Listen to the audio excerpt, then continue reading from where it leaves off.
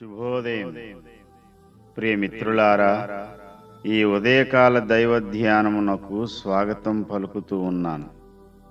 దేవుని పరిశుద్ధ వాక్య భాగములో నుండి 25వ కీర్తన 12వ చరణాన్ని చదువుకుని దేవుని వాక్యాన్ని ధ్యానము చేద్దాం.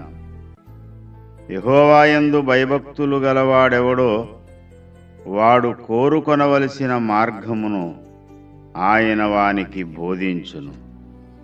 దేవుడి పరిశుద్ధ వాక్య భాగమును మన వినికిడిలో ఆశీర్వదించునుగాక.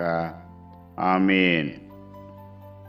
ప్రియమిత్రులారా, యెహోవాయందు భయభక్తులు కలిగిన వాడు ఆయన చిత్తాన్ని నెరవేర్చాలని ప్రయత్నపడుతూ ఉంటాడు.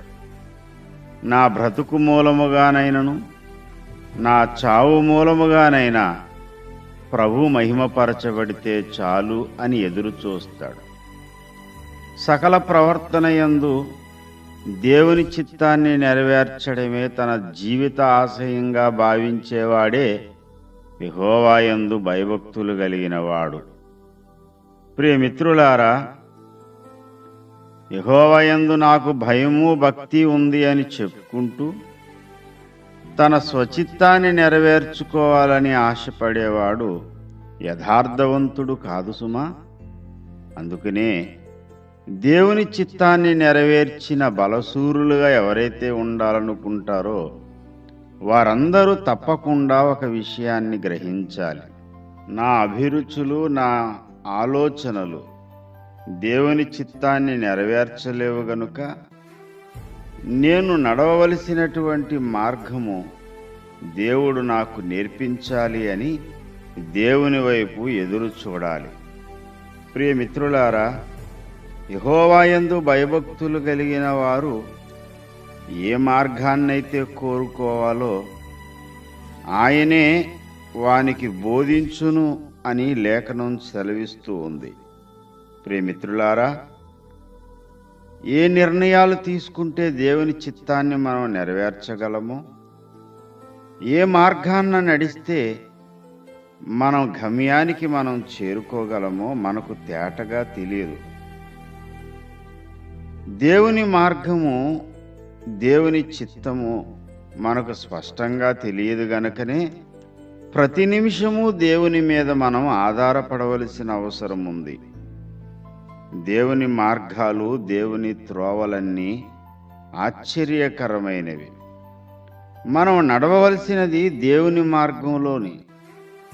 గతకాలపు నీ జీవిత అనుభవము ఎంతైనా కావచ్చు. నీకు దారి చూపే పెద్దలు ఎందరైనా ఉండొచ్చు. కానీ ఈరోజు ఏ విధంగా నీవు ప్రవర్తిస్తే దేవుని చిత్తాన్ని నెరవేరుస్తావో, ఈరోజు ఏ నిర్ణయం తీసుకుంటే దేవునికి అనుకూలంగా నీవు నడవగలుగుతావో ఆ నిర్ణయ మార్గములో నడిపించే సామర్థ్యము ఆయనకు మాత్రమే ఉంది. ఈ ఉదయకాలము దేవుని చిత్తాన్ని గ్రహించడానికి, నీవు నడవవలసిన త్రోవను నడవడానికి నాకు సహాయం పంపించు ప్రభువా అని ప్రార్థించగలవా? దేవుని యొక్క చిత్తాన్ని గ్రహించడానికి నీవు నీ మనసును అప్పగించుకుని ఆయన త్రోవలో నడవడానికి నిన్ను నీవు సమర్పించుకుంటే నీవు నడవవలసిన త్రోవను ఆయన నీకు బోధించి ఆయన చిత్తానుసారమైన మార్గములో నిన్ను నడిపిస్తాడు. మన దేవుడు మనతో పాటు ఉన్న దేవుడు. సదాకాలము నేను మీతో పాటు ఉన్నానని చెబుతున్నాడు గనుక మనతో పాటు ఉండి మనము నడవవలసిన మార్గములో నడిపించి గమ్యానికి క్షేమముగా చేర్చుతాడు. అట్టి కృప పరిశుద్ధాత్మ దేవుడు మనకు అనుగ్రహించునుగాక. ఆమేన్.